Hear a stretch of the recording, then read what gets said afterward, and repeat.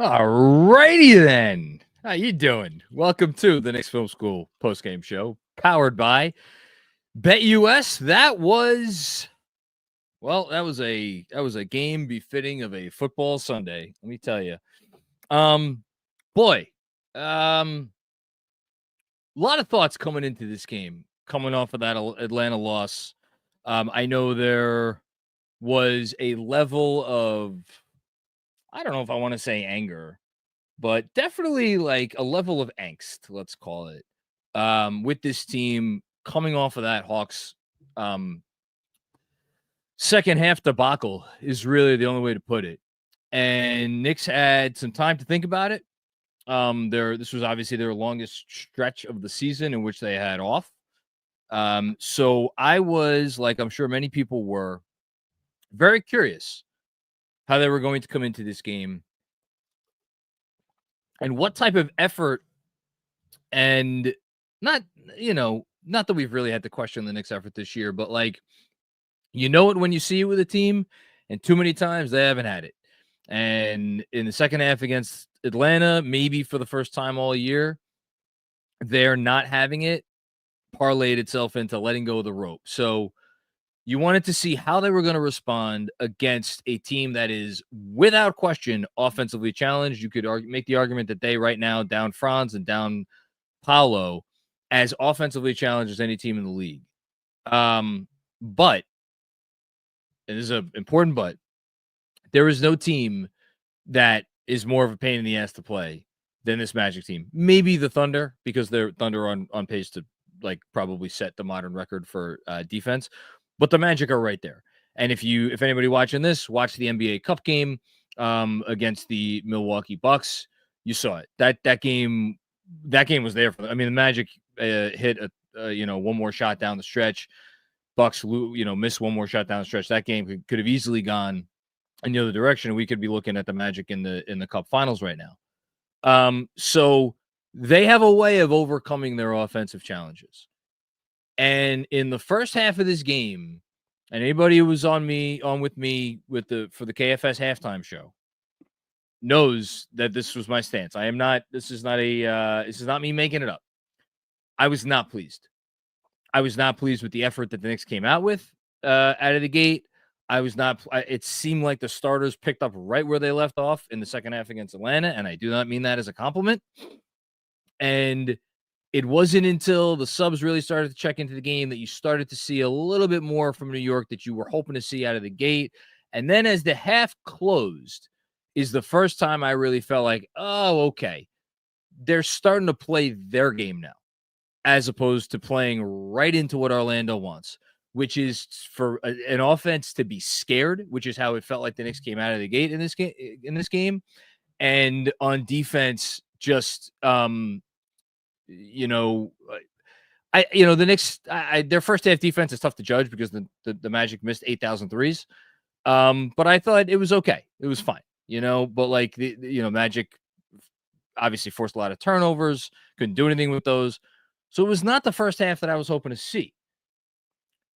I know I've been talking for a while and I haven't really said much positive after what I am going to say right now was not only a win, but a big win. An important win, and I think a win that showed us something. And how fitting is it that one game after a second half that felt like it defined the season in all the wrong ways, how fitting is it that we got a second half in this game against the Orlando Magic that I kind of am sitting here hoping maybe defines what is to come? Because the performance the Knicks put forth in that second half, by no means perfect. Again, perfection right now is not the goal for this team. I don't know that it will ever be the goal for this team, but it sure as shit is not the goal right now. Right now, we are just looking for a consistent, repeatable style of play at both ends of the floor, regardless of the opponent that they face. And I say regardless of the opponent because it's great to put up points when you're facing, the little sisters of the poor. But when you face a team that could really give it to you on defense, what are you going to do to respond? And then on the other end of the floor, can we find some modicum of consistency where it doesn't feel like it's more what the other team isn't doing when the Knicks defense has quote unquote success, but it is more what the Knicks defense is doing proactively to the team that they are facing. And I think they checked both of those boxes in the second half tonight. That was a game at halftime that could have easily gone in either direction. The Magic, I think they shot 16% from three in the first half. They ended up shooting, they were 3 of 18, I believe. They ended up shooting 50% from deep in the second half of this game, which if you would have told me at halftime that the Magic would hit 6 of 12 threes in the second half, I would have been like, oh shit. Because that would have said to me that that was their biggest weakness in the first half and that they fixed it. And that I would not have been certain that the Knicks were going to win this game. And yet, the Knicks did all the things they needed to do to win this one. And I thought that manifested itself in several ways. The thing I'm going to start with is, yes, defense is a team game. And I thought there were some possessions there, in particular in the fourth quarter, where you saw the level of, I've used this term, a ton of times already this year, but it's the most relevant term to me. You saw connectivity in their defense in the fourth quarter that had been missing. It was a connectivity, but it was also a compete level.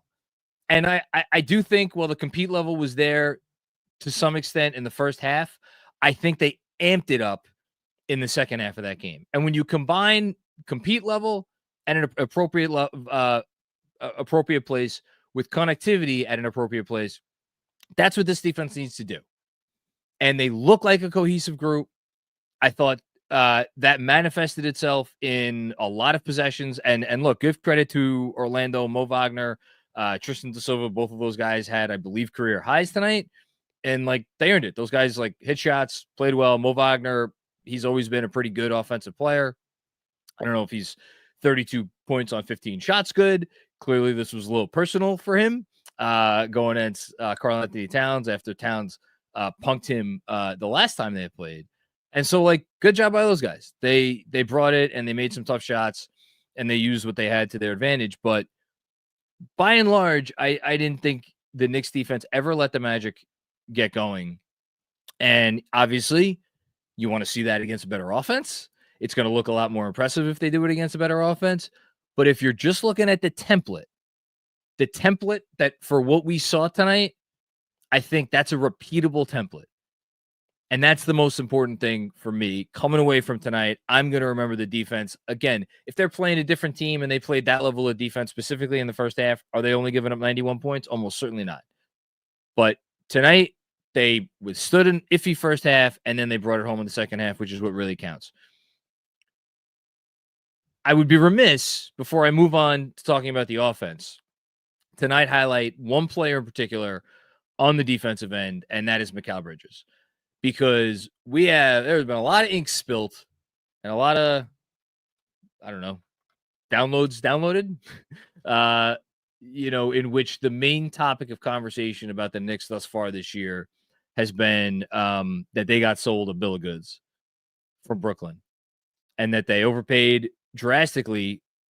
I mean, a lot of people looked at it as a drastic overpay before Mikal Bridges played a game this season. But then when you look at what he has brought to the table, or more accurately, what he has not brought to the table, it really put a stamp on it. And you were just kind of waiting. You saw signs. I think you've seen signs of improvement on the defensive end. I think, there's been a lot of good conversation about it, about is he in the right role? You saw Chris Herring the other day go on Ian's show and talk about how, he was really being used more in a help capacity, or that's where he, start as opposed to having to get around screens left and right when he was back at peak defensive levels in Phoenix. I thought he looked pretty good getting around screens tonight.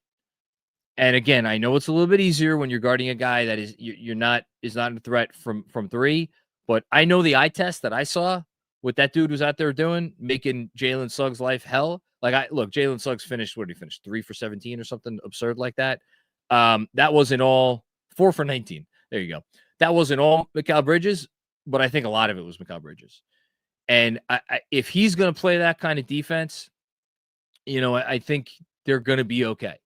Was it everybody else? OG had obviously he had some great moments. I'm just now thinking to check if his streak is over. Unfortunately, he had, I think it was 7 straight games of I think two or more blocks. I think that's what it was. So that unfortunately ended, but he was his usual very good self. Josh Hart, thank you for coming to the party. Speaking of underwhelming performances, I didn't think Josh Hart was particularly good in the first half. He came up big time in the second half. Again, more on the defensive end than anything else. But yeah, it starts with the point of attack, and that means it starts with Mikal Bridges. So heck of a game for him. And then I'm going to extend it to him being the first guy that I talk about when I talk about the offense. Didn't shoot it a ton tonight. Only shot 7 of 11 from the field. Only made 1 3. Again, for a guy that has not looked like the most confident basketball player on the offensive end of the floor this year, when he's doing things like when he's flexing, when he's chirping to the Magic bench, Josh Hart was chirping to the Magic bench too a little bit, when he's looking cross court after an and one to his bench, be like, did he call that? Did he call that? Was it and one? Yeah. Like, we haven't really seen that stuff from Mikal Bridges this year.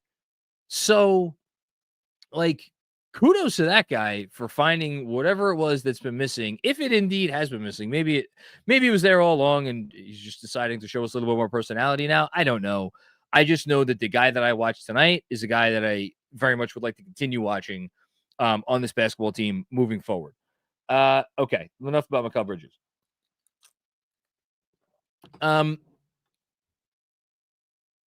Jalen Brunson. I spent a lot of tonight as the Knicks occasionally struggled to generate solid offensive shots, and they were overcoming that because they were doing some nice things to overcome it, but they were struggling to generate advantages. And I think the biggest reason for that is because their primary advantage creator, Jalen Brunson, was not creating the advantages that he usually creates. And you could chalk that up to the Magic defense. They obviously have Jalen Suggs to throw at him.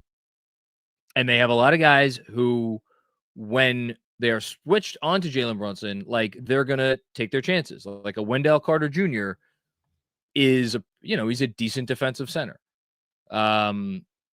You look up and down, like KCP, obviously, he's a very good defensive player, even if he may not be peak KCP. So, like, they have all of these guys that if Brunson Jonathan Isaac, that goes without saying. I'm not sure how many of those possessions there were, but like Isaac's another one. Like, they have so many guys who they can switch on to you, and you still feel like you're okay. And that it felt like Brunson was struggling with that tonight, but then I'm watching that and I'm thinking to myself, man, I don't feel like he has been able to get where he needs to go. I don't feel like he's been able to get where he needs to go as frequently as we saw him over his first 2 years with the Knicks. And I don't know, is that a function of him not wanting to force it? I don't know, is that a function of just something with him going on?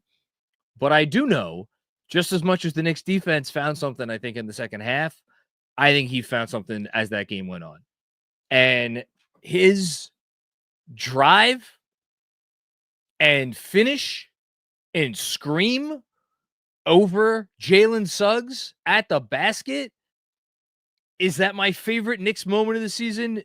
I mean, we had a recent contender, obviously with the defensive play, the OG Anunoby block and the cat stand on that RJ Barrett game tying attempt against the Raptors. That's up there.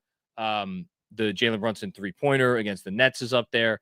This one's up there too for my favorite moment of the season, because I don't know. You're not going to keep that guy down for long. And it's funny. I'm talking about a guy who is a no doubt about it all-star. His numbers, he is more efficient than at any point in time with his career with the Knicks. He has become one of the most lethal 3-point shooters in the league, and you saw that again tonight. He shot 4 of 8 from 3, and that's only because I think he missed a few late. But like the dude had 31 points on 18 shots. So for me to sit here and be like, I don't know, there's something missing, something that's been not quite right with his offensive game. You want to talk about an abundance of riches and being spoiled to the point that you don't know what to do with it. But like watching him, I'd be lying if I said that hasn't been a thought. So I'm looking for progress as I do with everything on this team. And to me, that moment that he had, I wonder if we are going to look back on that as something that we remember. Couple other things. Let's go through a couple other players here. Karl Anthony Towns had a 2020 game, the first 2020 game they said on the broadcast since Julius Randle did it. Fitting that those two players will face off against one another in Towns' old home, Julius Randle's new home, 4 days from now. Also, 5 assists for Karl Anthony Towns. Not bad. I will look up later how many 2025 games there have been in Knicks history, but it's like the guy. We saw some of the bad Towns tonight. We saw some of the drives that maybe aren't great. You saw, some of his. Some of the low lights that they had on defense. Towns was sadly involved in a few of them, but overall, tough game from Karl Anthony Towns. And I want to highlight one play, in particular. Orlando in the third quarter, when the Knicks had really, it seemed like they might have grabbed hold of the game. The Magic went on an 8-0 run. Didn't think that there was anything terrible about the 8-0 run. Like I thought the Magic just made some shots. The Knicks defense was okay. The Knicks just missed some shots. And then Cat had a putback off a Jalen Brunson tough miss to make it go back to 68-60. And I thought that bucket it's like anytime you get a run, the first bucket to stem the tide. And if it does indeed end up stemming the tide, which I thought that did stem the tide because they never got it that close again, I thought that was super important. Jalen Brunson shortly thereafter had a beautiful lob to Precious Achiuwa. Thought that play was important too. And then they played some fantastic defense to close out the third quarter. A couple other shout outs here. Deuce McBride just keeps doing what he does. Takes 2 threes, makes 2 threes, including another shot that I thought was one of the more important shots of the game. A 3 towards the beginning of the fourth quarter. Again, Magic were still hanging around, still making a little push. Lead got down to 7. That Deuce McBride was a contested 3. Tough shot. So shout out to him. I mentioned Josh Hart already. I thought there was a big moment for him when he had that almost steal towards the end of the fourth quarter that he was then fouled on because, again, Magic were still trying to make one last push. But the autograph signature moment of the game, I am reserving for I guess you'd call it an offense sequence. So JB had a step back 3 to take the lead from 8 points to 11 points, made it 83-72. On the other end, great defensive sequence from the Knicks, culminating in a Karl Anthony Towns block. How many, it was only block of the night, but it was a big one. And then that ended with a Josh Hart tough finish. It was bing, bang, boom, back and forth and back again. That's my autograph signature moment of the game. Shout out to Autograph. Go download their app to get rewarded for your fandom, and check out from me tomorrow a brand new Macri 3x3 where I'll recap this past week and then look forward to the week ahead. So just a big time performance by the Knicks in the second half. They outpunked the punker, getting Jalen Suggs to foul out. Mikal Bridges ending it with I thought the last relevant play of the game was his block at the rim when the Magic were making one final push. You got some nice minutes from Precious Achiuwa. You got, a couple, I thought Campaign, the spark that he provided in the first half was important.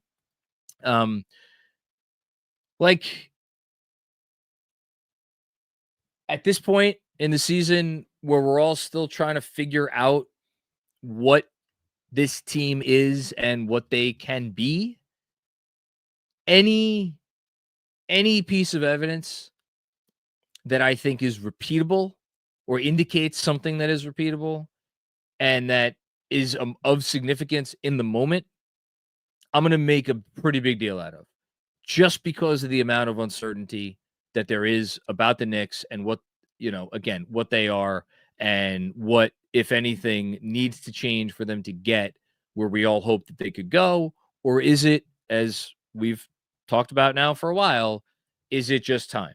And do they just need time? So, look, they're going to tell us what they are. Like, keep winning games, keep putting forth defensive performances like this. It's going to quell a lot of fears.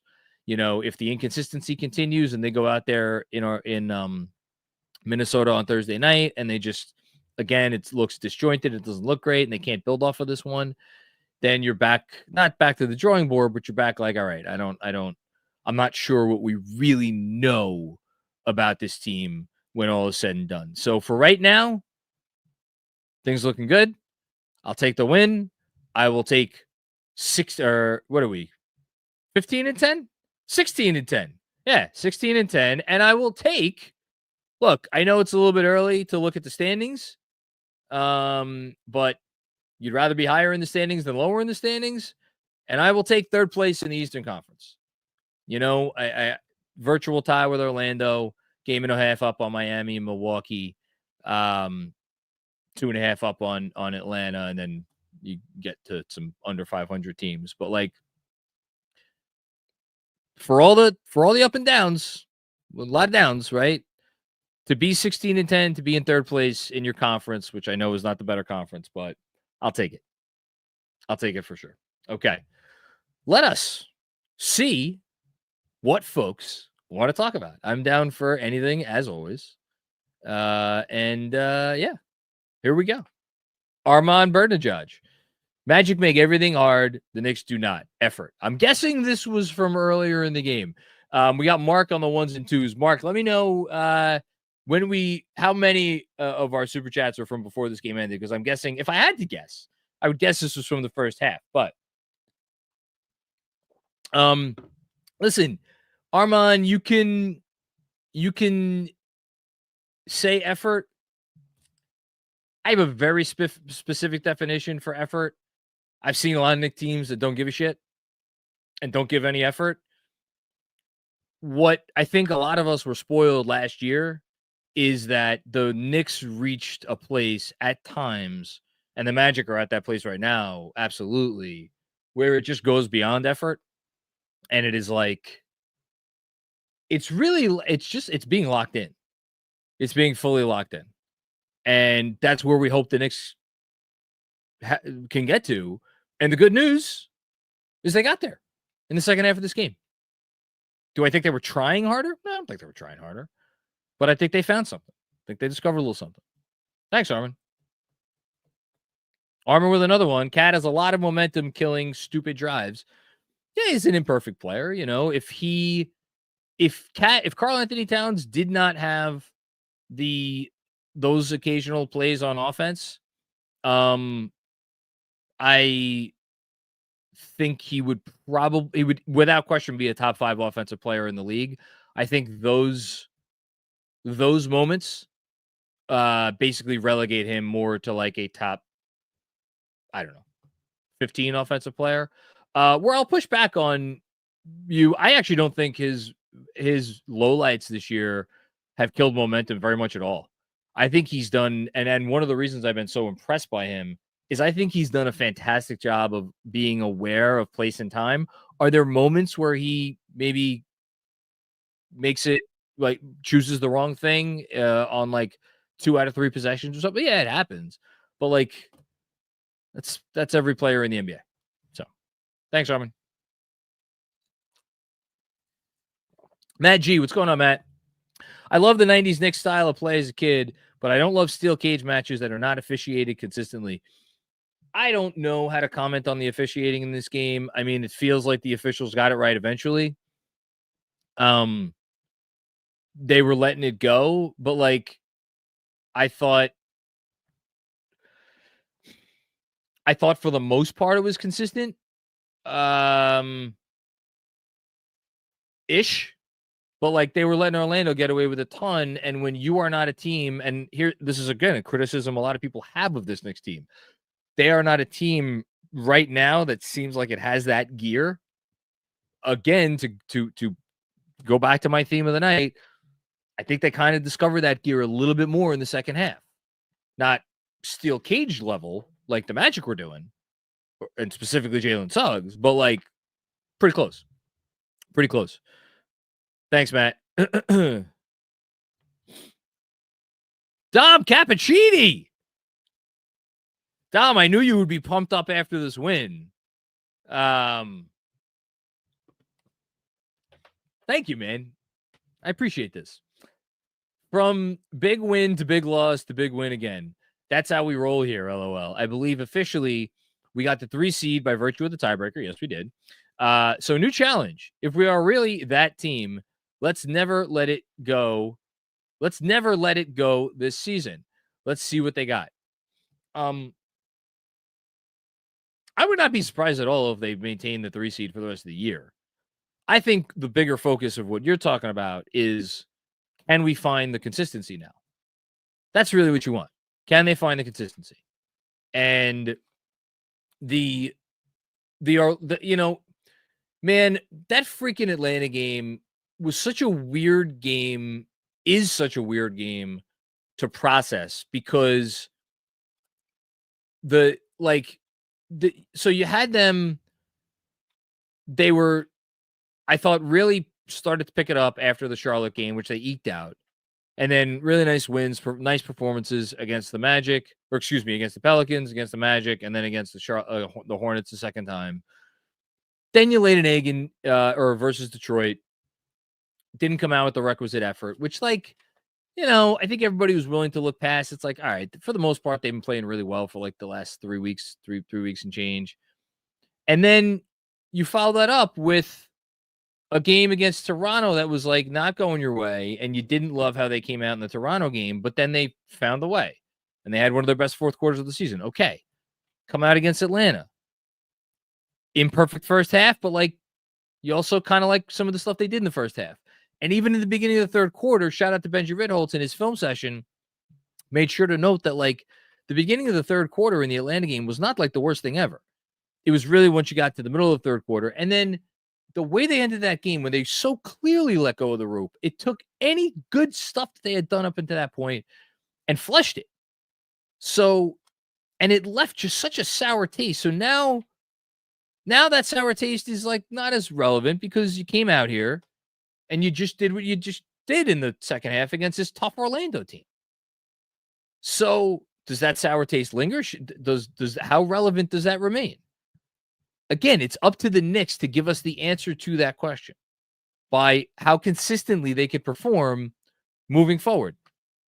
If they're like solid for the most part, 3.5 or 4 out of every 5 games, like that, I'll sign for that right now. Eventually you want to get to a point, if you're a true championship contender, by the time you get to the playoffs, got to be 5 out of every 5 games, right? Because you can't take any, everybody has off nights, but even on the off nights, you want to show a representative effort.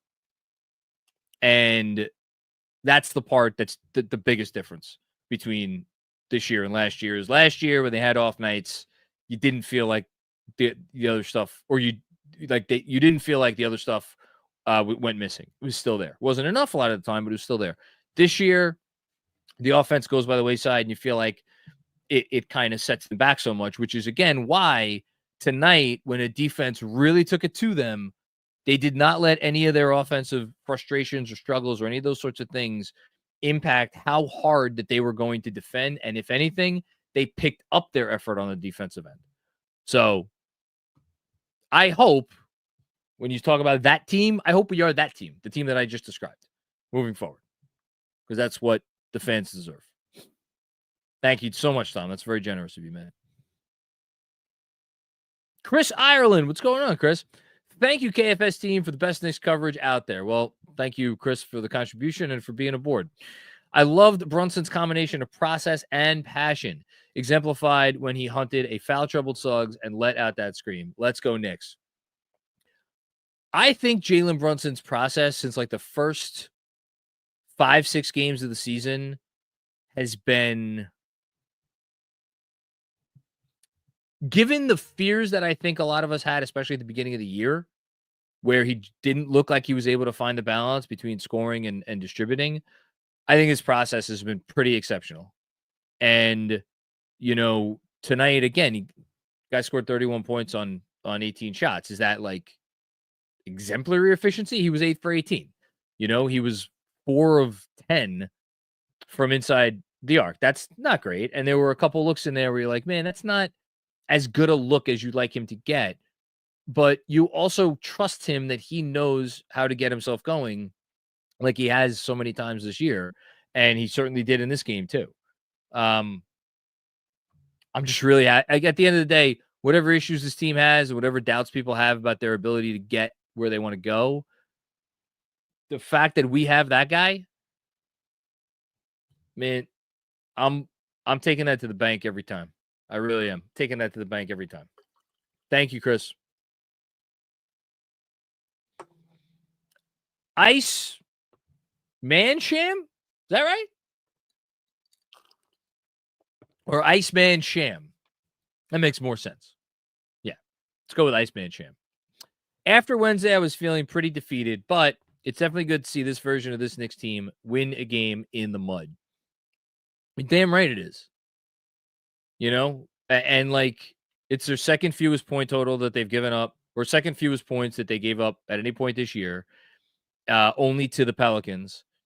And like this was way more of an impressive performance because as much as the Pelicans were also a very poor offensive team, and this Magic team again couldn't hit anything in the first half, and the Knicks benefited greatly from that. Let's not try to hide from that fact. That Pelican team also played like let go of the rope, and this Magic team does not know any such thing.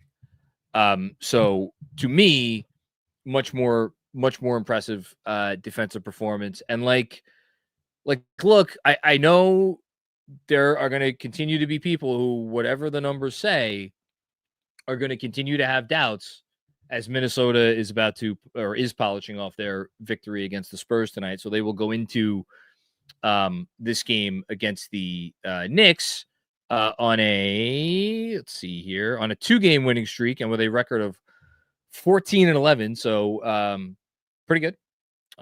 Pretty good for Minnesota. Anyway, yeah, there are going to be people who are going to look at like whatever numbers the Knicks generate, and they're going to say, yeah, whatever the numbers say, what the numbers say, but I'm like, I'll know it when I see it. Like, we're going to see what their defensive rating is after this game. It's 17th right now. Like, it's going to get even higher. Like, they are making progress. It's not the type of progress anybody wants because it's not neat and tidy. It's not linear. There's been some pretty depressing downs amidst that level of progress. But it's been there if you want to see it. Thanks, Iceman Sham. Iceman Sham with another one. Best screen navigation game of the year from Mikal Bridges. Not even close. Not even close. Absolutely.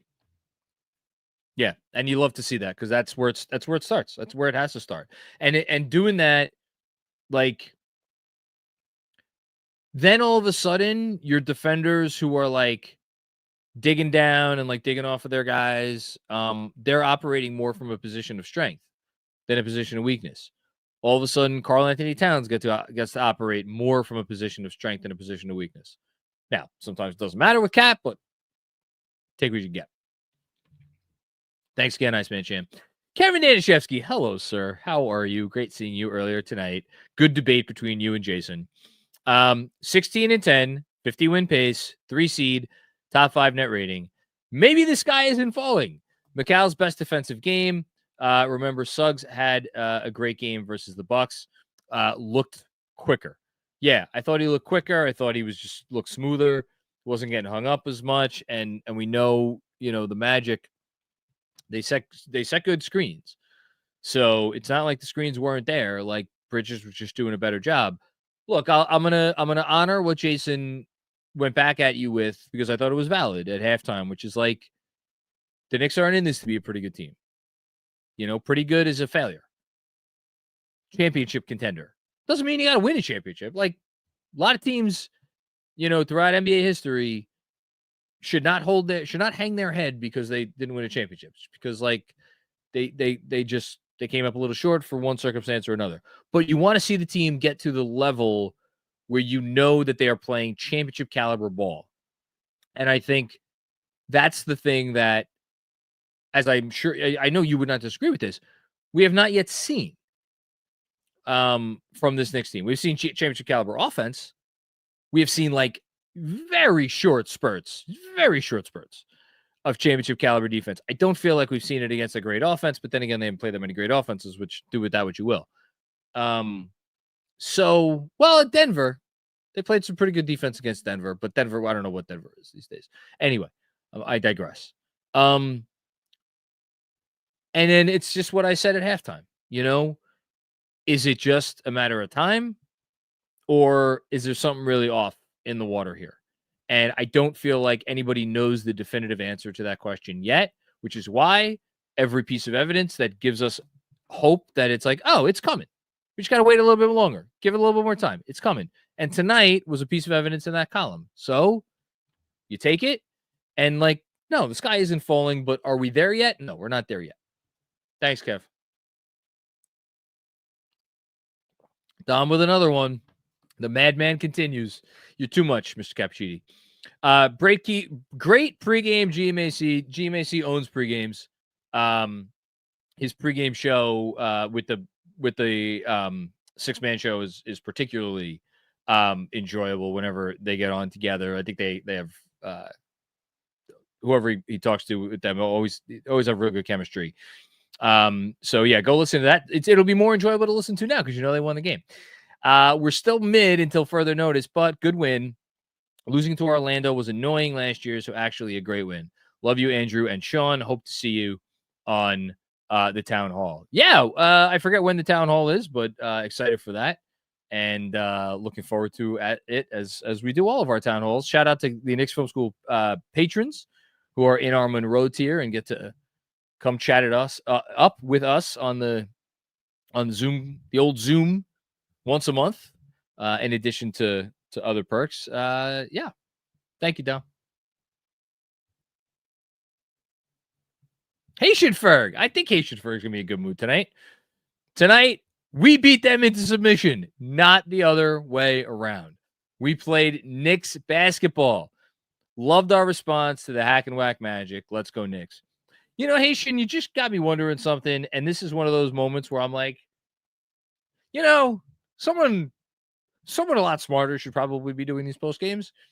But I opened the post game by talking about how I was really disappointed with how they came out initially, and I wanted to see a better response right off the bat from the Knicks after how they played against Atlanta.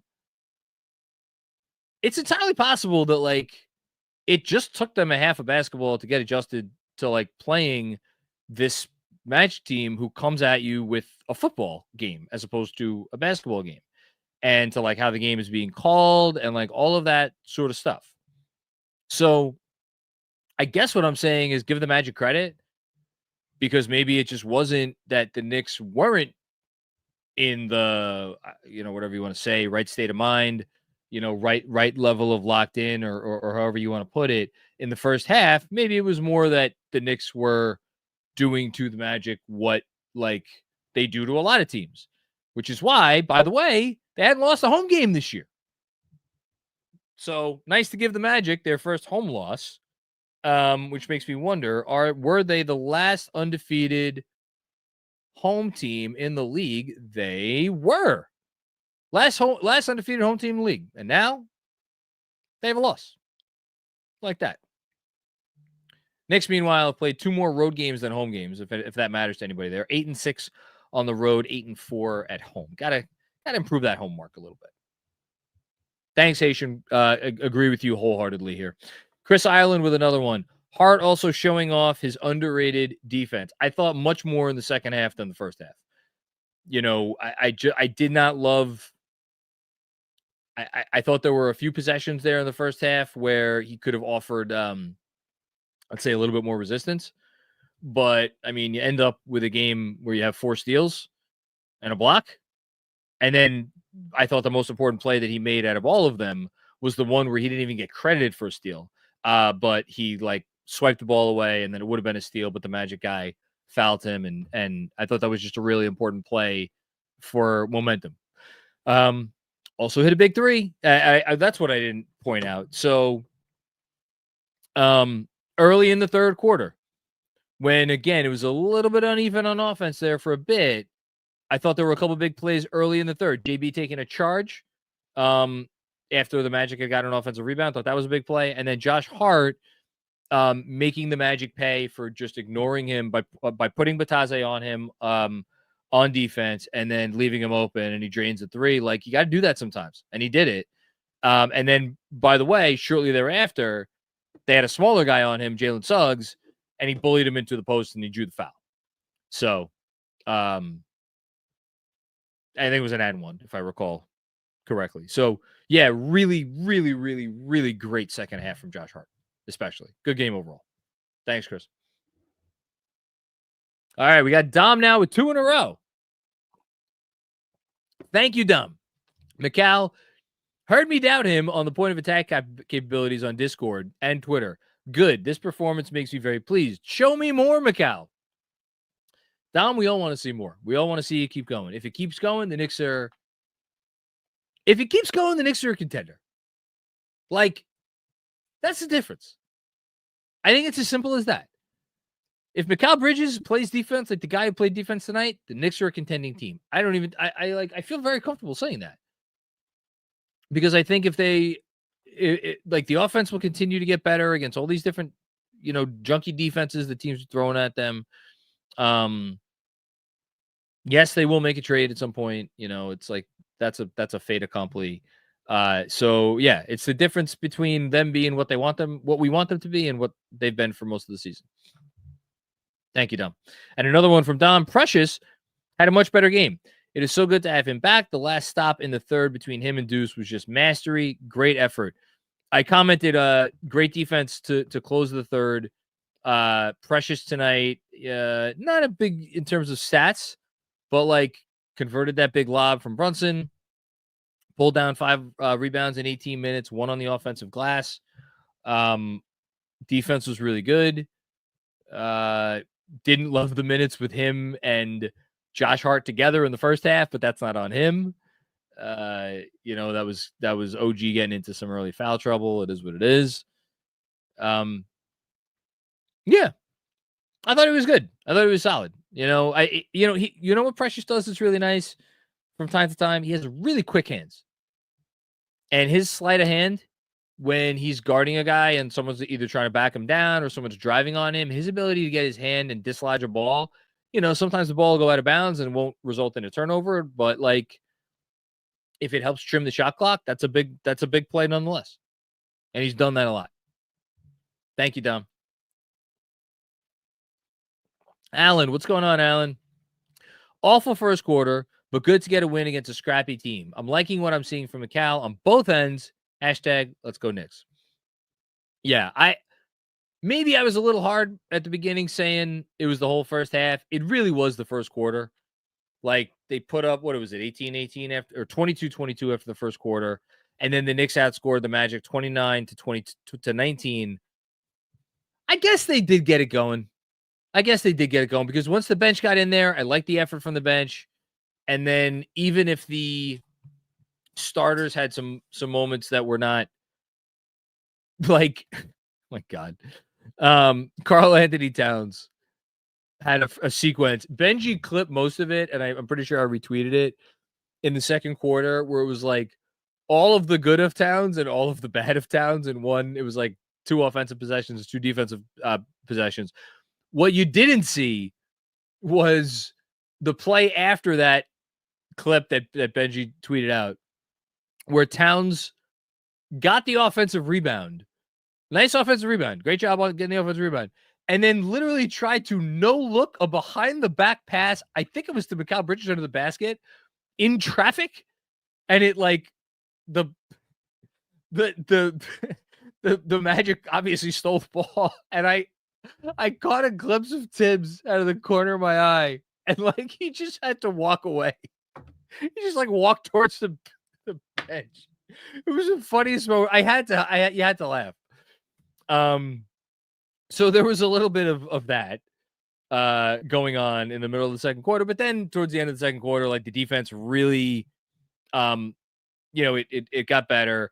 I didn't love that they like Jalen Suggs was like having the Knicks spooked like he was Manute Bol around the rim. But like again, with good reason. Like he blocked McCall on a dunk attempt, he blocked Bridges or Deuce on the dunk attempt. He managed to, they had Hart and OG, and it ended up like they didn't even get a shot out of that. I think it was a 2-on-1. And thankfully Cat ended up converting that one. But like Suggs, man, he's definitely the new age Marcus Smart, I'll tell you that. Probably more extreme on both ends of the floor. But it was really it really was just a bad first quarter for the most part. Thanks, Alan. Appreciate you. Adam DeFulvio, what's going on, Adam? Thank you for the very generous contribution. You do such an awesome job, man. Pleasure listening to you. The Knicks stayed strong tonight. Brunson was incredible. Thank you so much, Adam. I appreciate that very much. It's a pleasure talking to you and having you listen to me. And the Knicks did stay strong. And it's funny because like we started off with those couple of negative super chats. It just shows how much a team's performance could change your perception over the course of a game. And like they had just so many. They had like, I wrote down 3 in a row in the middle of the first quarter. Awful Cat defense, awful Hart defense, awful possession, 24-second violation. Like it was just bad. Just like bad after bad after bad. And then to really take the fight to Orlando, really from like somewhere in the second quarter to the end of the game was awesome. That just reminded me, I hope nobody minds real quick. I'm going to do 2 things here. One, I was not on Friday, so I didn't get a chance to do this, but I will wish publicly a happy 10-year wedding anniversary to me and my wife, mostly my wife.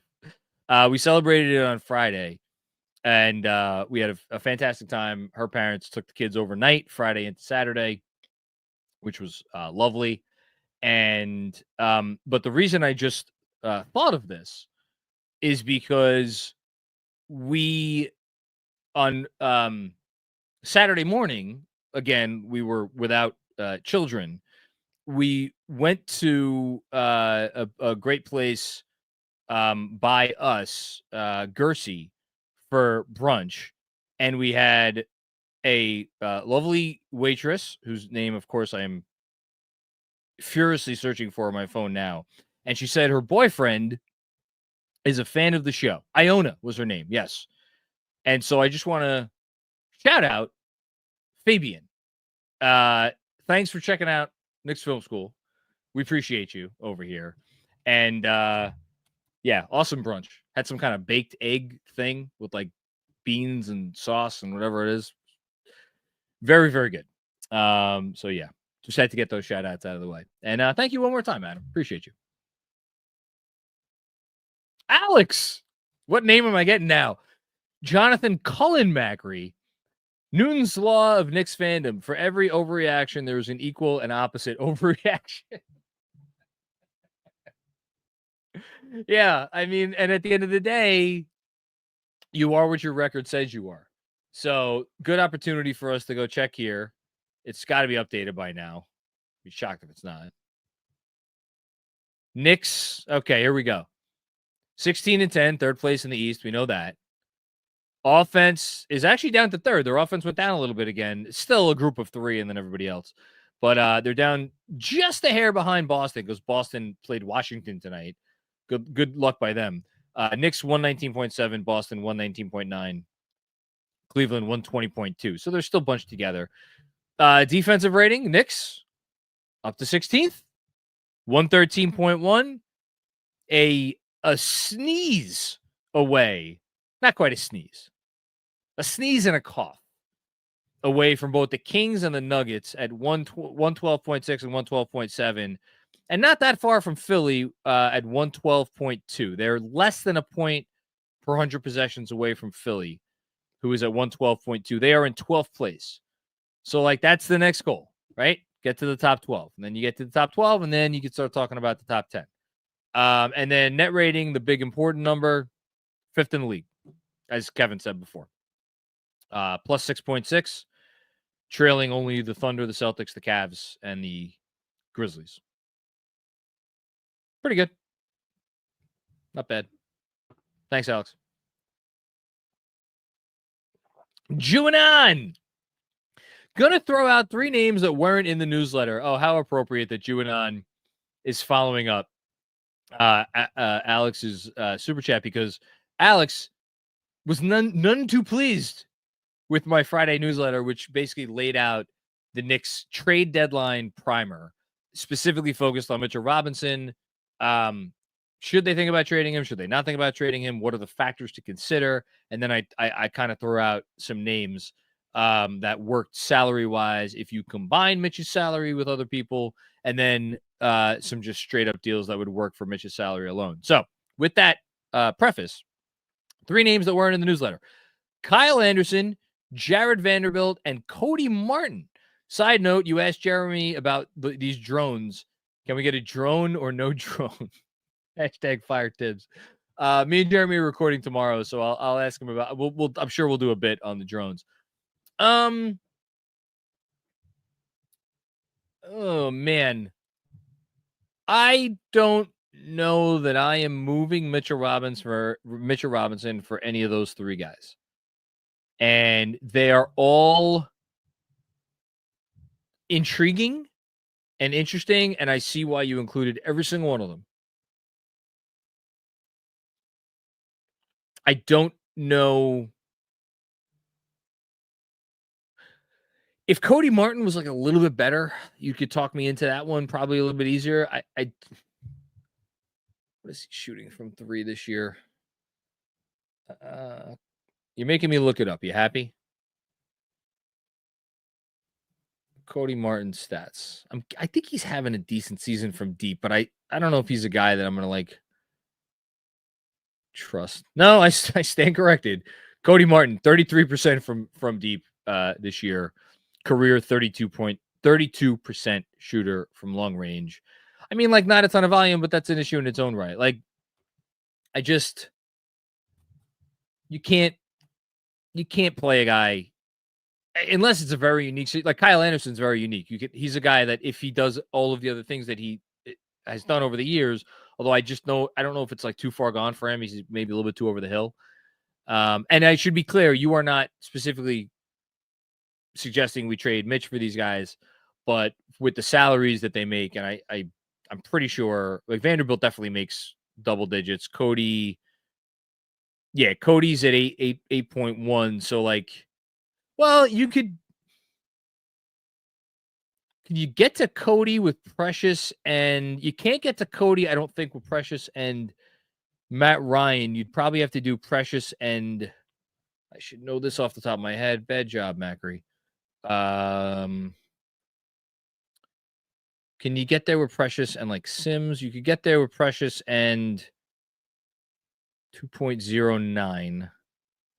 No, you can't, because Precious is a flat 6. So it's you're looking at doing Precious and 2 minimums.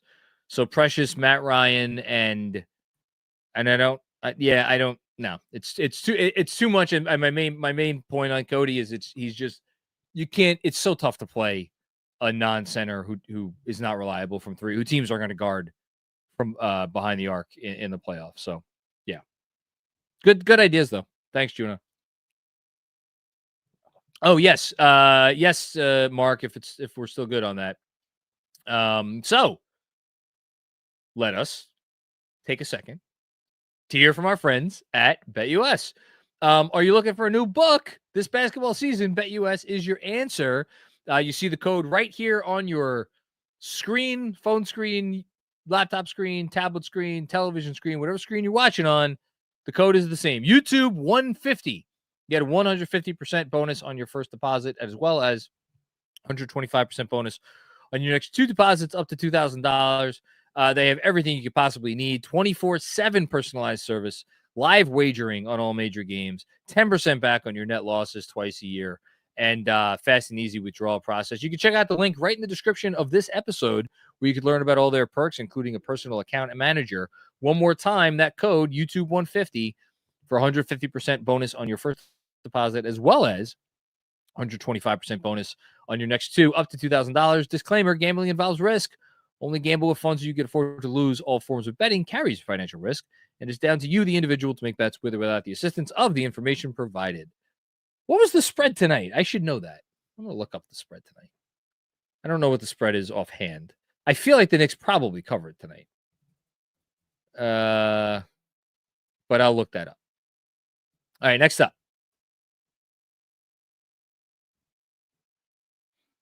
Zachary Gibson. What's going on, Zachary? How are you? Love the show and obsessed with my Knicks. Well, we love you, and we are also obsessed with the Knicks. The line tonight, by the way, 4.5. So the Knicks covered. Good job by them. Moved to Minnesota from New York City 2 years ago, and will be at the game this Thursday. Been a hot and cold season throughout. Thoughts on the Wolves game and this team's short-term future? Thoughts on the Wolves game. I think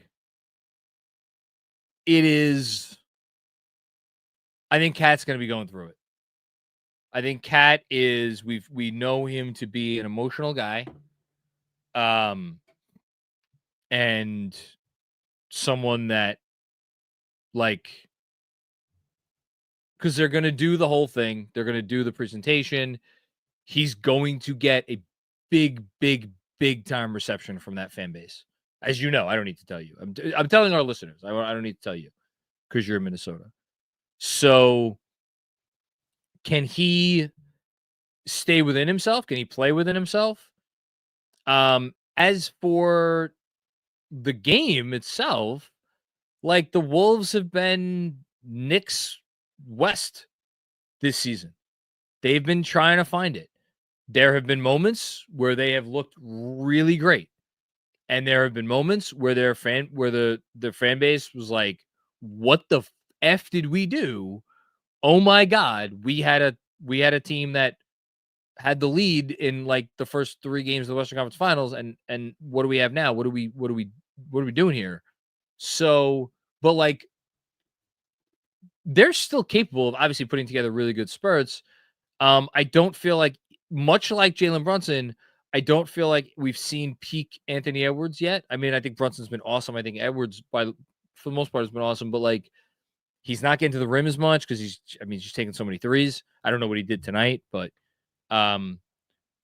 interesting matchup. They can obviously, they're going to cause some issues for the Knicks defensively. I will be fascinated beyond belief to see how the Knicks attempt to go at or exploit Julius Randle in their defensive coverages.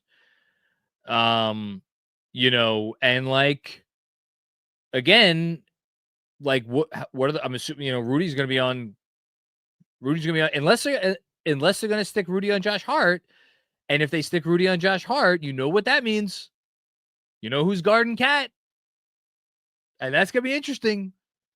I mean, the first time we're going to get Cat matched up on in a pick and roll with a driving, Anthony Edwards, that's going to be interesting. Like, I just think it's a good matchup. I think the teams are evenly matched.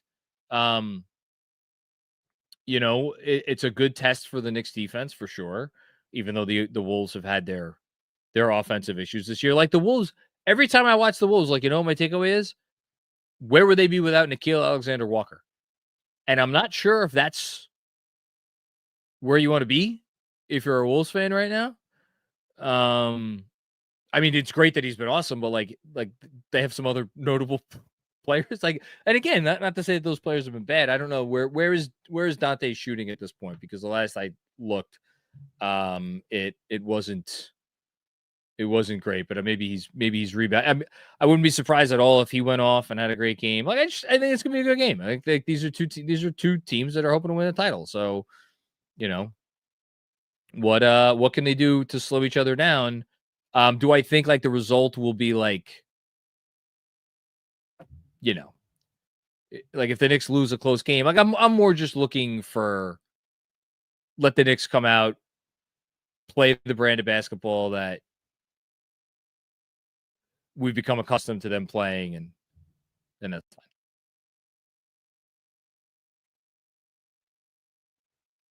Thanks, Zach. Kento Kato, what's going on, Kento? Uh-oh. Sorry. Hang on. Let me get rid of that. Okay. Should be back now. Kento Kato. JB bounce back masterpiece, Cat rebound machine, and most of all, Macau defense. Nice win, regardless of injuries. Keep building, keep trusting. I love it. Yeah. I think, I don't know what context you meant keep trusting, but like to me, it's keep trusting the process. Keep trusting the work.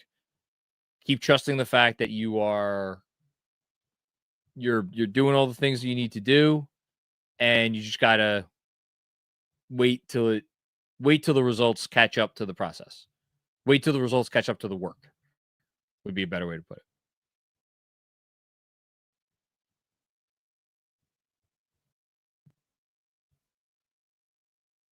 Hush Zoo. Best takeaway.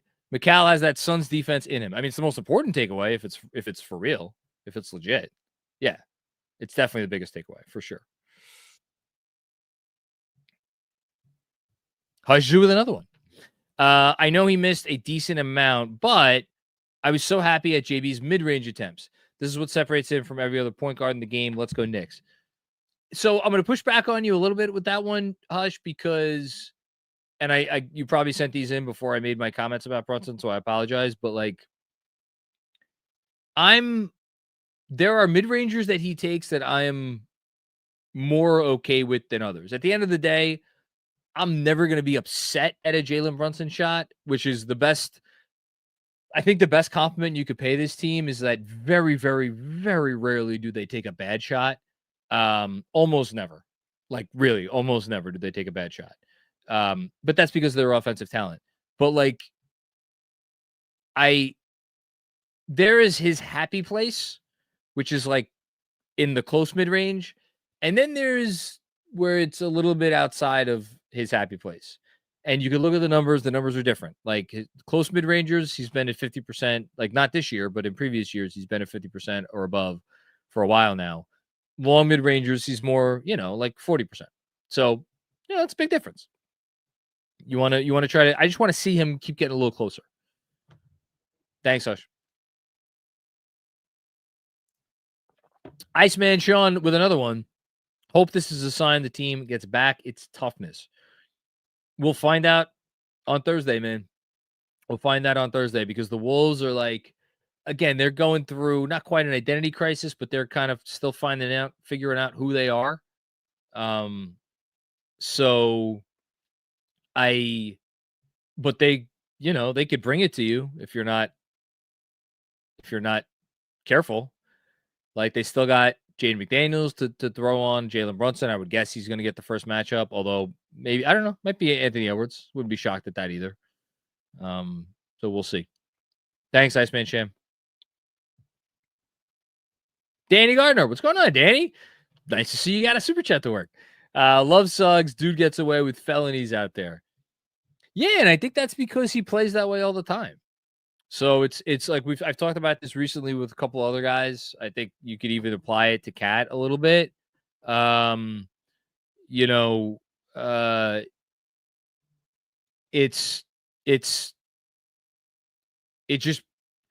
puts the onus on the ref to like, okay, well, what am I going to call? Like, how am I going to call this? Am I going to call a foul every time, or am I not going to call a foul at all? So, yeah, I don't really know what to do. But thank you, Danny. Appreciate you, man. Christopher Halecki, what's going on, Chris? Great to hear from you, as always. This is the order. Towns and Brunson need to be the lead, followed by everyone else. If Brunson and Towns aren't leading the team, they won't win from an offensive standpoint. Yeah, for sure. I think there is some sentiment to Ken. By the way, DiVincenzo, I just finally got it. 32% from downtown this year after 40% from last year. I think there's some sentiment to like Should Mikal Bridges have a little bit more responsibility, which I think is fair. I mean, if you look at their team, it's wild. They went from a team where when they were Brunson and RJ and Randall, and really quickly too, where they had 4 guys who were tasked with like, okay, go create an advantage.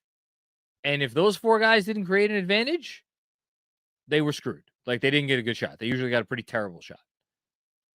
Now, like, watching that game, they are using the offensive skill set. And this is why I know the defensive performance this year and the overall like kind of feel of the team and like the sense of the team has not left a good taste in anybody's mouth. But and again, I know physical switchy defenses have given them issues. I know all of that. But the progress that they have made on offense this year, where it is just, they just get so many good shots, and it's like, yeah, it's good shots for them because they have talented offensive players, but they're good shots. There's no doubt it's good shots. I'm just, I am, whenever I stop to think about it, I am kind of blown away at what they have evolved into as an offensive team. And like, look, I get, like, you're not always going to have those crazy assist games. Tonight, they only had 20 assists, but then again, they make a ton of shots. But I'm just so encouraged because, like, but I don't disagree with you, to be very clear. Like, Brunson and Towns, like, those are the guys that have to strike the fear of God into opposing defenses. Like, there's just no way around it. The Knicks, by the way, right now, 13th in assist percentage. And very close to 11th. Pacers in 12th, Lakers in 11th.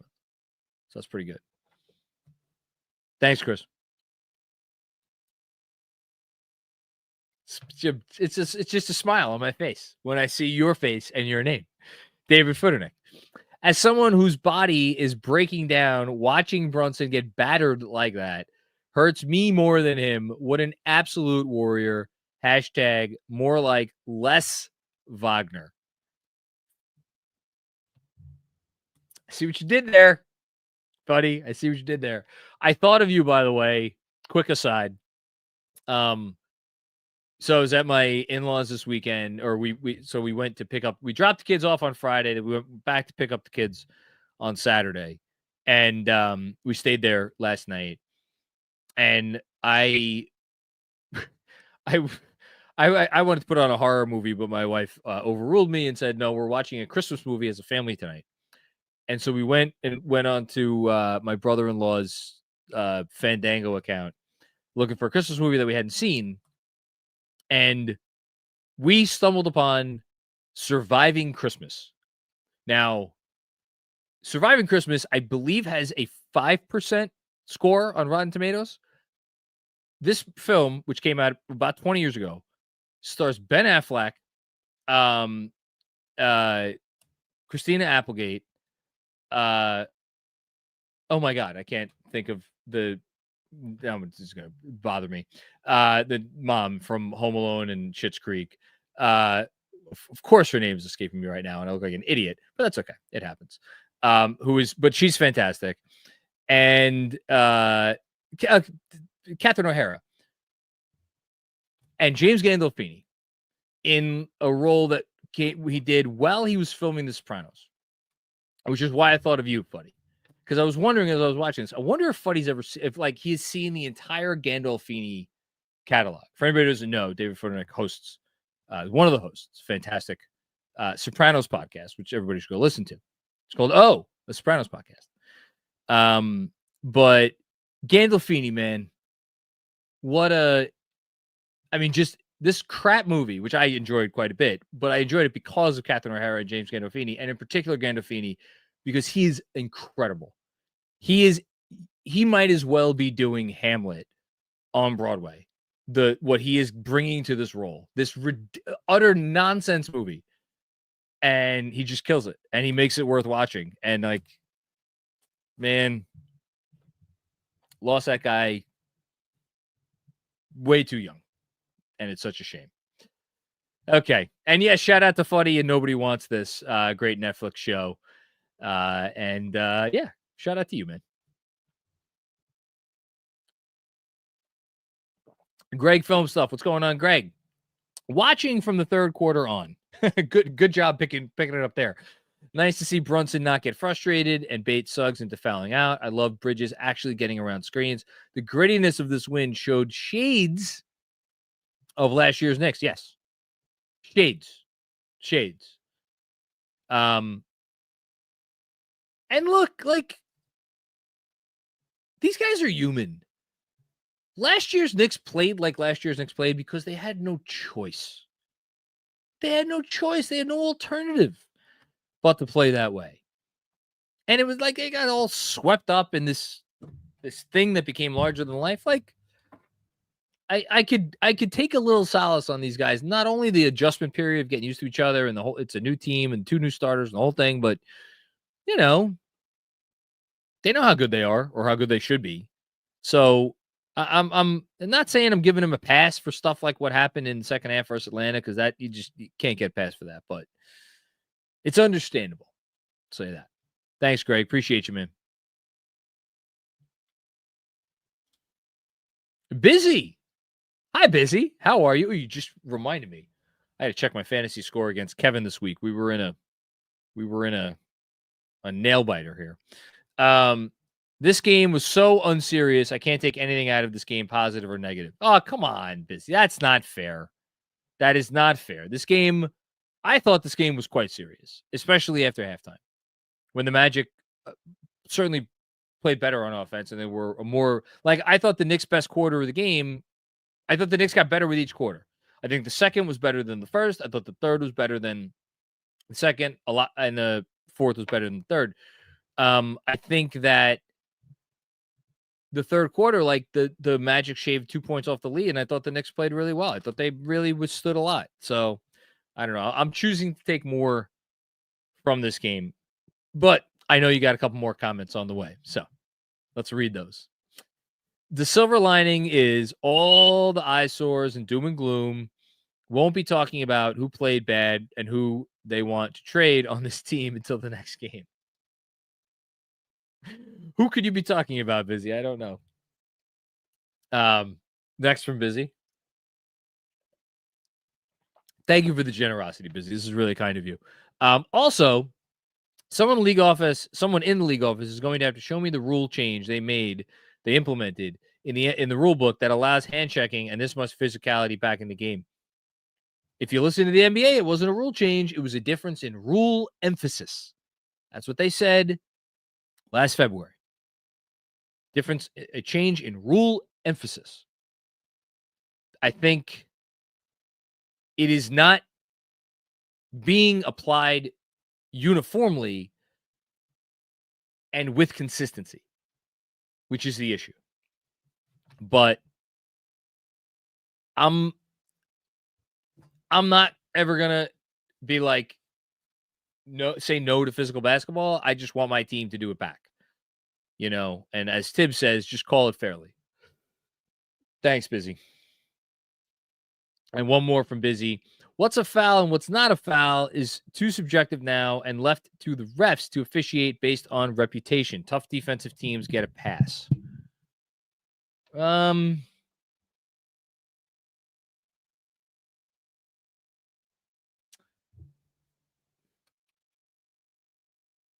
You know what, though? It's funny. Yes, I agree with you. It's a really astute comment. The thing I've been talking about, how it's so difficult to officiate certain guys. Like, I think it's difficult to officiate Towns. I think it's difficult to officiate Brunson. I think it's difficult to officiate Suggs. I'm sure there are some other guys that I can't, think like Trae Young in a way. Guys who just kind of have unorthodox games, or maybe unorthodox games for their body type, or who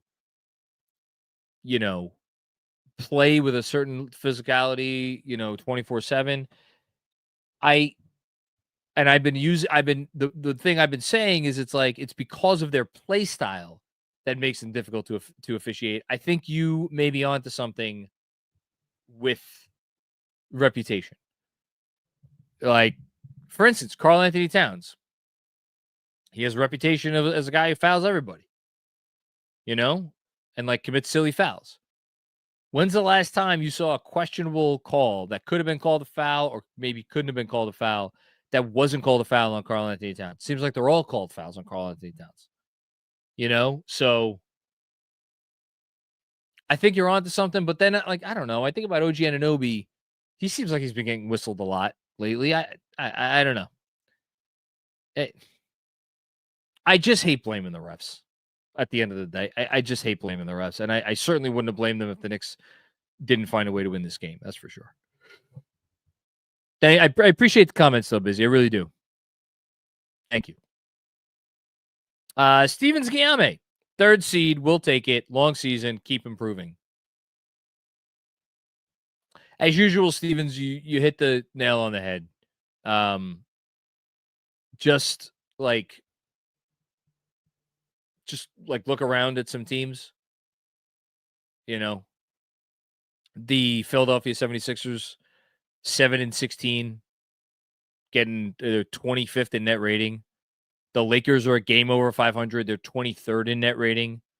The Pacers are 3 games under 500. They're 20th in net rating. The Suns are 2 games over 500. They have a negative net rating, barely negative, but still negative. There are a lot of teams that are, the Kings are a 500 team right now.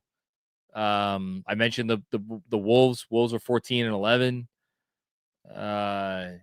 So teams are, or 15-11, right? 15-11. There's a lot of teams going through it and not responding. No, 14-11. Sorry. And not responding as well as the Knicks have responded to adversity. So I think your comment is a very accurate one. Jessica Elsner, what's going on, Jessica? How are you? In these contentious times, can we all agree the last 30 minutes of The Substance is laugh out loud hilarious?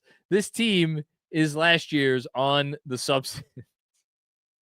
That is an analogy. Man, I don't want to spoil the movie for anybody. It is my favorite film of the year. Hands down. My favorite. I love The Nora, but The Substance is my favorite film of the year. I was that fool cackling. And I had every excuse to be distracted because the Towns trade had just gone down. The Towns trade went down with 30 minutes left in The Substance, appropriately enough. I shit you not. But I was in there and I was like, we're not leaving this movie. Even though my wife was like, we could leave. I'm like, no, we're not leaving. I was that fool cackling, falling off my seat. And I'm not sure that everybody had the same response. But I agree with you. It was the best. I love the whole movie. I don't know which of my. I think I may have enjoyed some of the beginning parts of the movie more. I don't know. I just loved it. But to your final point, this team is last year's team on The Substance. Let's hope they don't. Well, actually, I think what I understand your comment to mean is really it's even better because they are getting a little greedy, right? They're getting a little greedy and they're double dipping here. And that's why maybe we're seeing some performances that are not up to snuff. So the Knicks need to bear down and not get tempted by their own offensive superpowers at times when things are going well, and just keep to the schedule. Offense, defense, possession after possession. That's what you got to do. I hope I nailed that analogy, Jessica. Iceman, Sham, again, thank you so much for the generosity, Iceman. I think for us to win it all would have to be the way the 23 Nuggets did. Top offense, but 15th in defense. But in the playoffs, they were super connected on defense. Yeah, I mean, that's kind of what I've been saying for a while now. Like looking back at that Nuggets run, look, they had one of the most dominant postseason runs of all time. 16-3, elite offensive rating. Obviously, with a 16-3 record, you're going to have a really good net rating and a really good scoring margin, all that stuff. They got a little fortuitous, right? They had the Wolves matchup, which I think there's been some reporting about how they felt maybe was the most challenging in some ways. They got that Suns team that was just not a full team. They got that Lakers playing team that was like tough and feisty, but whatever. And then they got, the ace-seeded Heat. I don't say this to diminish their championship.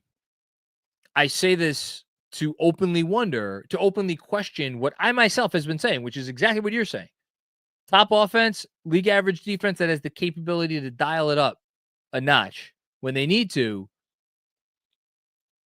The Nuggets defense was never really tested in that playoff run. And for that matter, I don't know that their offense was ever really tested in that playoff run.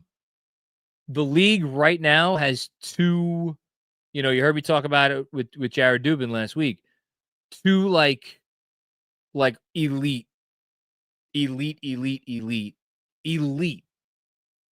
teams in the Thunder, who have profiles. They're going to have one of the best defenses of all time, and the Celtics are going to have one of maybe the best offenses of all time. They already do.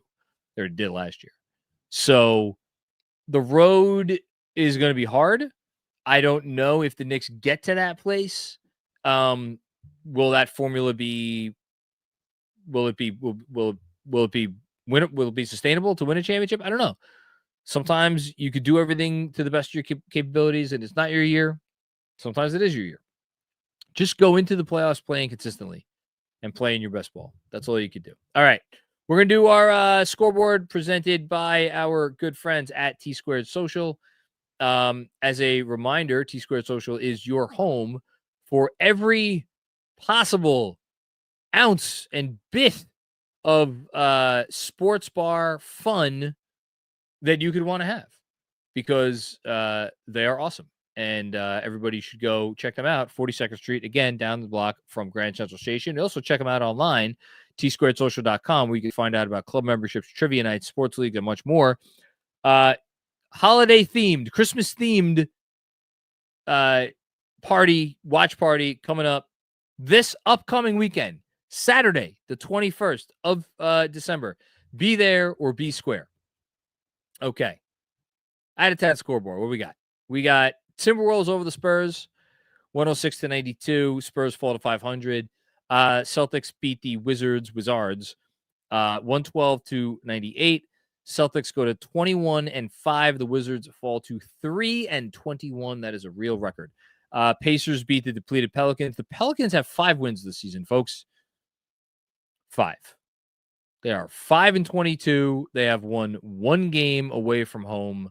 I don't know what this team is supposed to do. They don't have Brandon Ingram or Zion right now. They do have other guys. They have like Herb Jones, McCollum, Murray, Murphy. Bench is obviously thin, but yeah, I don't. Trade season is going to be very interesting for New Orleans. Lakers playing the Grizzlies right now. Mavs playing the Warriors right now, up 100-86 on Golden State in Golden State. And then the Suns are looking to put away the Blazers. That game is in the 4th quarter. Okay. Finishing up. Home stretch. Kevin Danishevsky. Okay. This will piss people off. Why are you trying to piss people off? We were so close to the finish line, Kev. I don't want to piss anybody off before we get off the air. When have I let that stop me? That's Kevin, not me. Deuce, Mitch, and the Washington first, Kolek, and a 2030 swap for, I can't wait to read this name, Herb Jones, and 2 minimum salaries. What say you? It doesn't matter what I say, because New Orleans is not doing that trade. They're just not. If New Orleans does that trade, they and I'm not even saying it would be an unfair trade. I think it's a pretty fair trade on its face. Like Deuce has an immense amount of value, but he does. And I mean, I want to be very clear about that. Deuce McBride has an immense amount of value. Immense.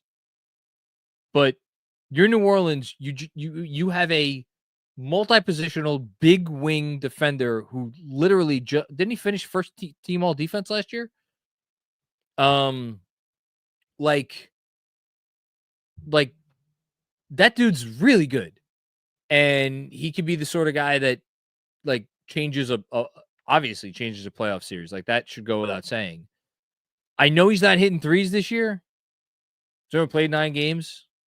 He's shooting 28% from 3 after shooting 42% from 3 last year, and that's like a big thing. Like he needs to hit threes.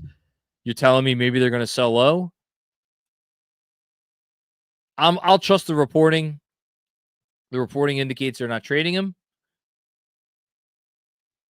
If the Knicks can let freaking Herb Jones, man, I really don't want to trade Deuce though. Really don't want to trade Deuce though.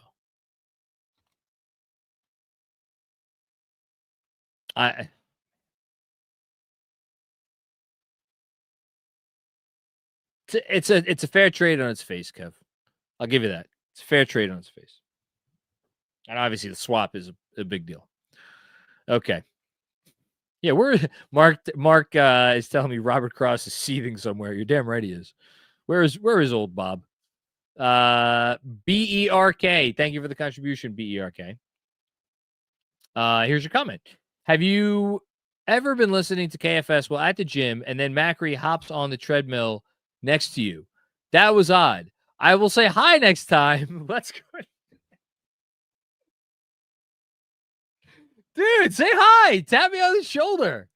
Oh man. Yeah, shout out to the Dodge YMCA on Atlantic Avenue. I got a quick workout in on where the fuck did I go?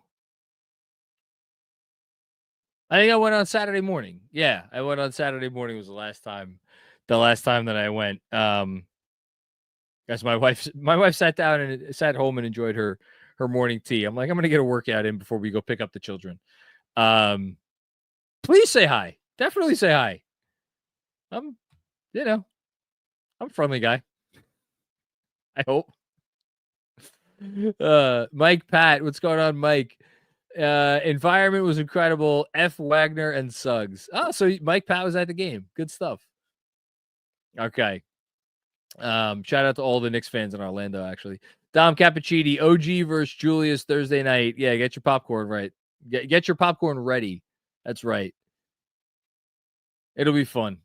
I want to see what's the spread on that game going to be. Probably Wolves would be favored by like a point, I would guess. Kev with another one. Hart, great second half. Want to see Mikal Bridges create more. Well, yeah. I think it could happen. I think it probably should happen. It's not keeping me up at night. Thanks, Kev. Adam DeFulvio with another one. Thank you so much, Adam. I have been watching this team for a long time. Let me just say, this is awesome. It's just different. We used to get left in the dust. So I can't even say I've been fighting the urge because I haven't had the urge that much. But I thought about it over the last few days after how upset people were after that Atlanta game. And I'm like, man, wasn't that long ago. Wasn't that long ago. And like, even if you want to go to 21-22, which was without question a different kind of miserable from like pick literally any one of, I don't know, 15 seasons between 2001 and 2020. But like, it was not that long ago. This organization was the laughingstock of the sports world. I would argue as hopeless as any team, certainly in the NBA. And you could make an argument for, bottom 5, at least in sports. And you just I don't know, you felt embarrassed to put on a Knicks hat. It was not that long ago. And so I get it. We made this investment and we traded away all of our picks and we traded away all of our young players. And this is the team. And it's you got to produce and you got to perform and you got to show up and you got to all the things. But all things considered, this is better than the alternative. And I do think it probably is helpful at times every couple of weeks, maybe days, to just sit back and be like, you know what? It's pretty good. Thanks, Adam. Appreciate you for that comment. Dom Cappuccini, what's going on, Dom? Dom, you're MVP tonight, man. The Knicks have improved in defensive rating in 2.5 points since 2 weeks ago. The next challenge is to get into the 12 to 15 range and then go from there. Let's go Knicks. Yeah, I said it before. 12. Get to 12.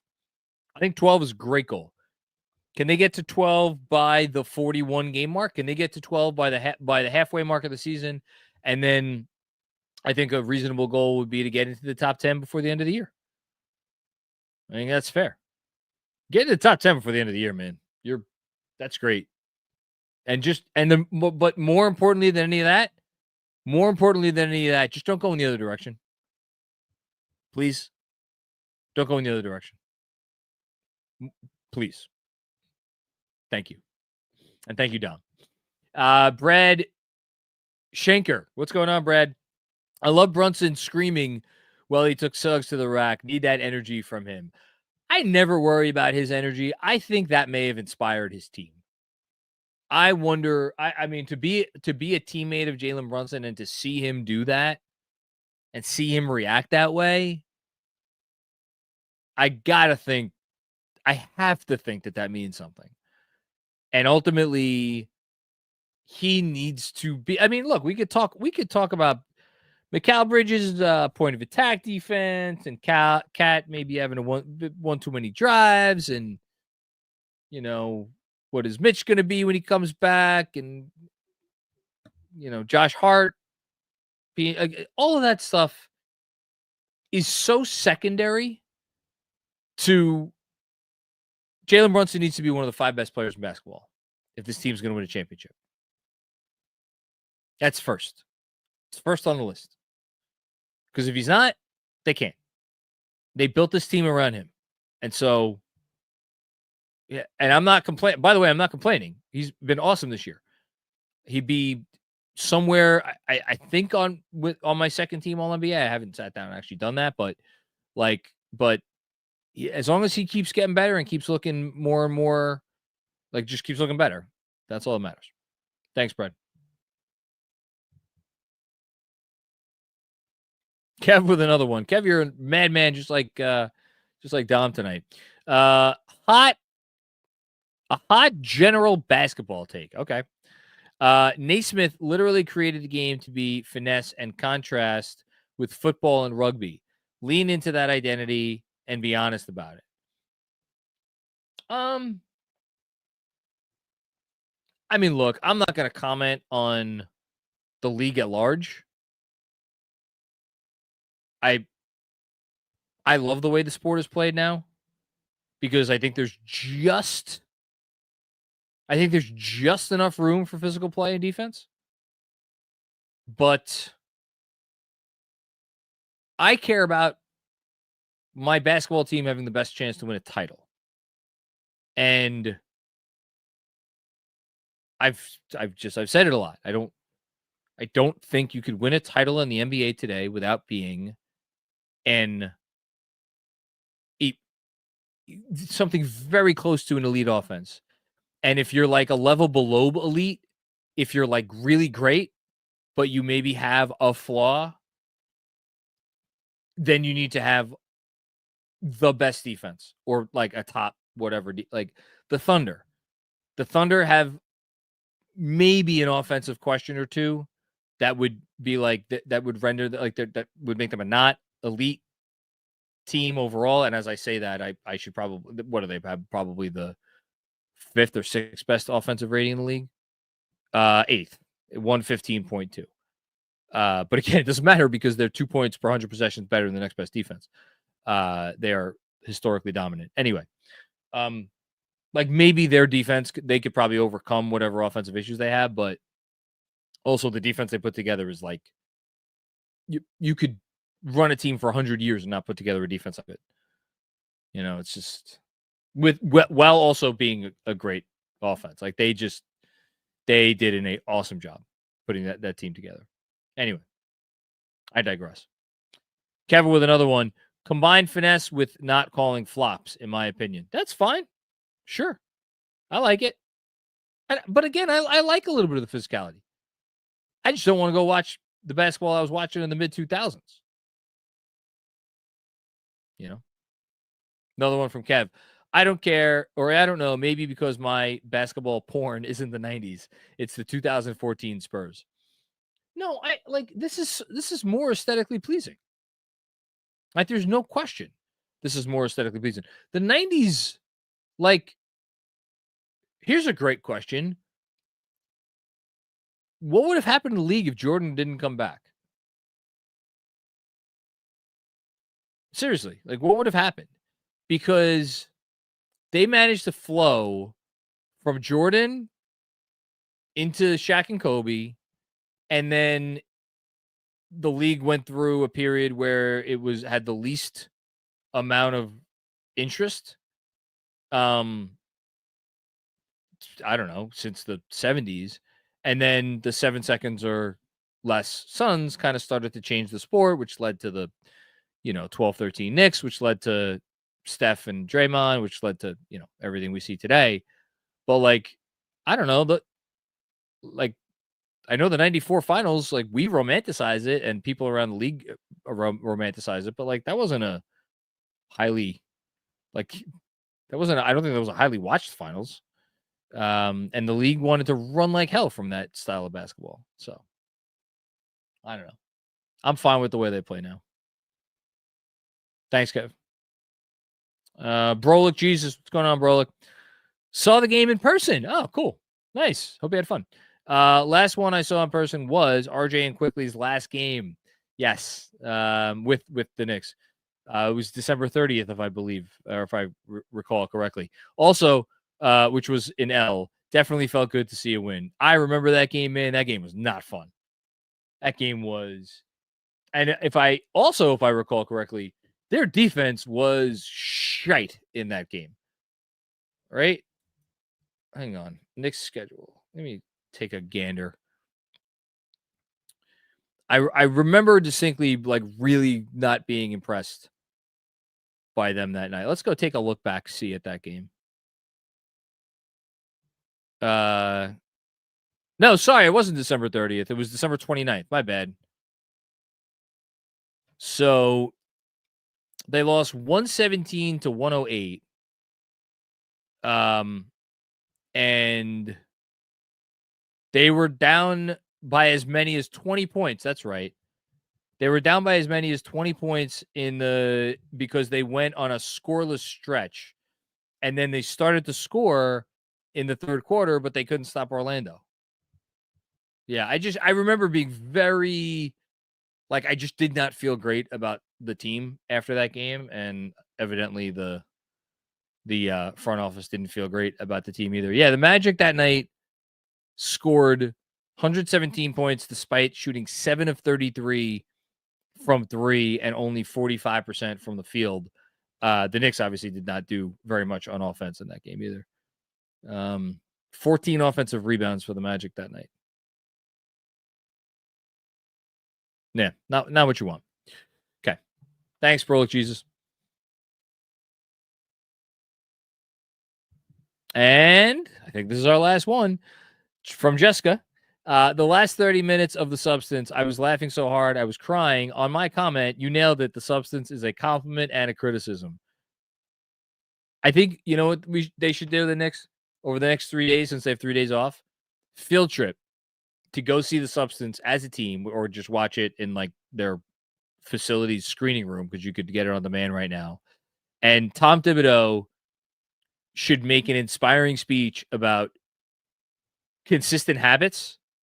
And then at the end of the speech, Demi Moore and Margaret Qualley walk in and they do a question and answer for the team. I think that would be incredibly appropriate and clearly would spur us for the rest of the year. Okay. On that note, Macri's film criticism podcast will end, as will the Knicks Film School podcast, which again has been brought to you by our friends at BetUS. Thanks for tuning in. Please like the video, subscribe to the channel. Go ahead, leave us a nice rating, review, whatever you could do to help the show. If you see me on any treadmills, make sure you say hi. If you have a girlfriend who is a waitress of myself and my wife, and we see her, shout out to her and you. And thanks to everybody who helped contribute to the show tonight. It was a great time. We'll be back with more fun and games before you know it. Peace out.